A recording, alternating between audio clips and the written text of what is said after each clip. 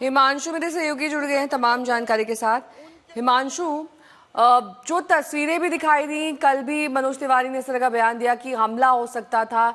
ये कुछ महिला सांसद थी जिनसे हमारी सहयोगी ने बातचीत भी की थी, वो तो सिर्फ यही कह रही थी कि हम अपनी बात रखना चाह रहे थे। दरअसल सच्चाई क्या है, क्योंकि तस्वीरों में दूर से क्लैरिटी नहीं आ रही है कि वहां प्रधानमंत्री की सीट के पास कौन कौन मौजूद था और उनकी क्या मंशा थी जब वो वहां पर उनकी मौजूदगी थी।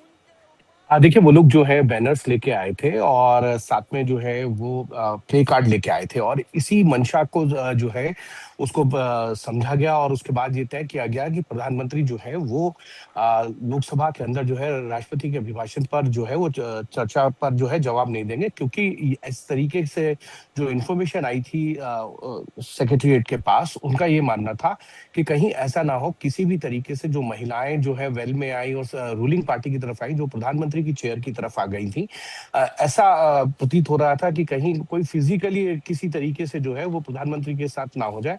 जैसा आपने पूर्वोत्तर में भी देखा होगा, एक बार राहुल गांधी जो है अपने भाषण करते करते जो है वो रूलिंग पार्टी की तरफ आए थे और प्रधानमंत्री के आके गले लग गए थे। और इन्हीं सब चीजों को ध्यान में रखते हुए जो है प्रधानमंत्री उस वक्त 5 बजे जो है कल संसद के अंदर मौजूद थे, लेकिन संसद में मौजूद होने के बाद भी वो इसीलिए भाषण देने नहीं आए, जवाब नहीं दिया उन्होंने, क्योंकि इस तरीके से जो है इंफॉर्मेशन थी और इसीलिए स्पीकर की तरफ से जो है अर्जेंट किया गया हाउस को ये जानकारी मिलने के बाद कि कहीं कोई अनहोनी घटना ना हो जाए, क्योंकि महिला सांसद जो है विपक्ष की वो आगे आ गई थी और रूलिंग पार्टीज की तरफ वेल में चली गई थी और इसी का अंदाजा लगाया गया कि कहीं किसी तरीके से अगर प्रधानमंत्री मौजूद हो और कोई ऐसी घटना ना हो जाए। ठीक है, रोकेंगे आपको। संदेश इस बीच सांसद वर्षा गायकवाड़ से मेरे सहयोगी ने बातचीत की है, सुनिए। वर्षा गायकवाड़ इस वक्त हमारे साथ बातचीत करने के लिए। मैम, कल जो हुआ ये आरोप लगाया जा रहा है कि महिला सांसद जो है, विपक्षी महिला सांसद काफी भारी संख्या में वहां पहुंच गए थे जहां पे प्रधानमंत्री बैठे हुए थे और इस मंशा से आई थी कि प्रधानमंत्री पर हमला किया जाए। ये बीजेपी के द्वारा कहा जा रहा है, आप क्या कहें?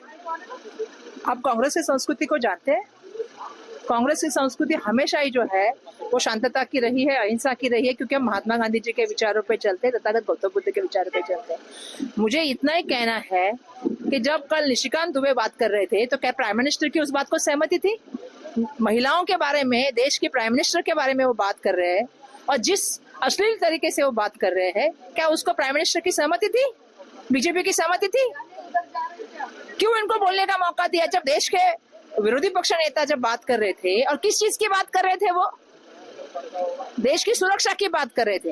उनको बोलने का मौका नहीं मिलता है, निशिकांत दुबे को बोलने का मौका मिलता है और महिलाओं के बारे में बात करते हैं, देश की प्राइम मिनिस्टर के बारे में बात करते हैं और आप उनको रोकते नहीं है।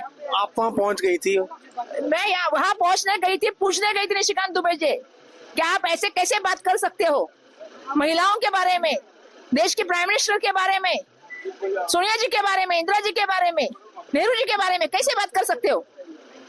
प्रधानमंत्री की चेयर तक पहुंच गई थी विपक्षी। देखिए, ऐसा है कि प्राइम मिनिस्टर को भी जिम्मेदारी लेनी पड़ेगी। अगर भाजपा के कोई सांसद अगर इतनी बड़ी बातें करते हैं तो प्राइम मिनिस्टर क्या करते हैं? उनके खिलाफ एक्शन, क्या एक्शन हुई?